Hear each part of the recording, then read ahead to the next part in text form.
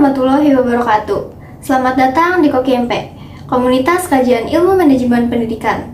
Kembali lagi dengan saya, Namira Khairunisa, mahasiswi Prodi Manajemen Pendidikan Angkatan 2020B.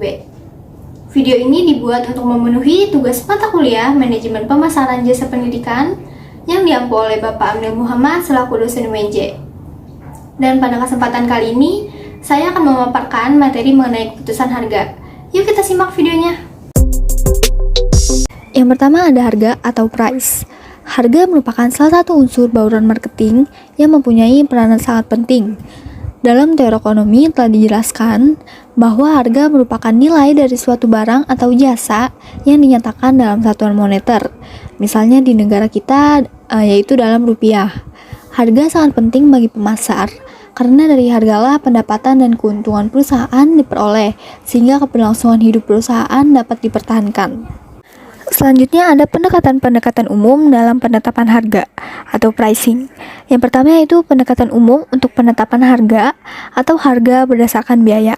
Yang kedua yaitu penetapan harga berdasarkan value atau nilainya. Nah, harga didasarkan pada nilai pembeli, bukan hanya pada harga penjual. Harga berbasis biaya mengacu pada ketidakmampuan penjual untuk menetapkan harga setelah mengembangkan produk dan program pemasaran.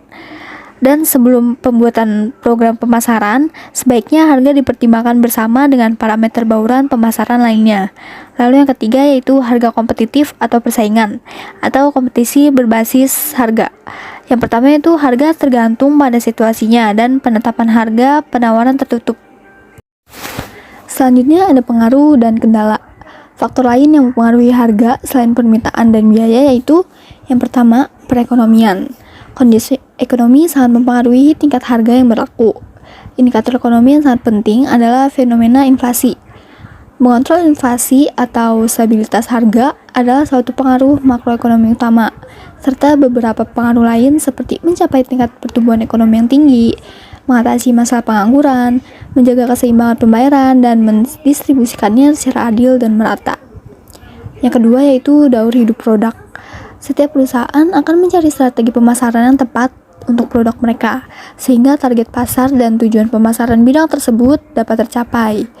Dalam kerangka kerja ini, kebutuhan seseorang untuk dianggap sebagai salah satu faktor penting untuk keberhasilan strategi pemasaran diadopsi adalah siklus hidup sebuah bisnis dari produk. Yang ketiga yaitu persaingan. Kondisi ekonomi dan bisnis telah berkembang semakin cepat dan kompleks. Perubahan dalam lingkungan bisnis mendorong persaingan bisnis yang semakin kompetitif.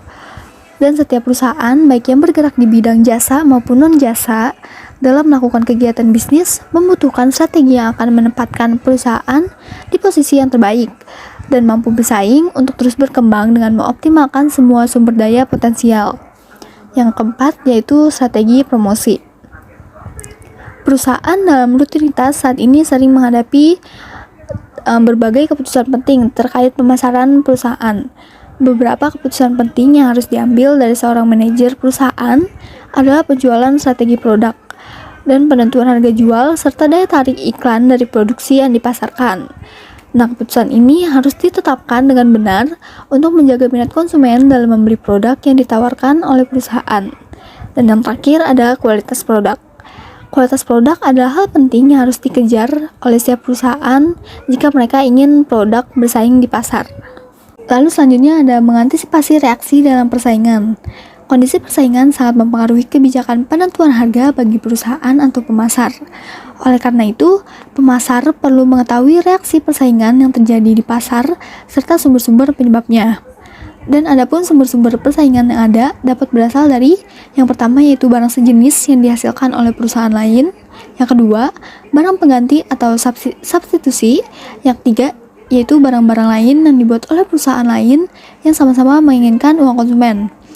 Dan aspek-aspek utama para pesaing yang perlu diperhatikan adalah biaya dan harga agar posisi kompetitif strategis yang diinginkan untuk suatu barang atau jasa di pasar sasaran dapat dicapai.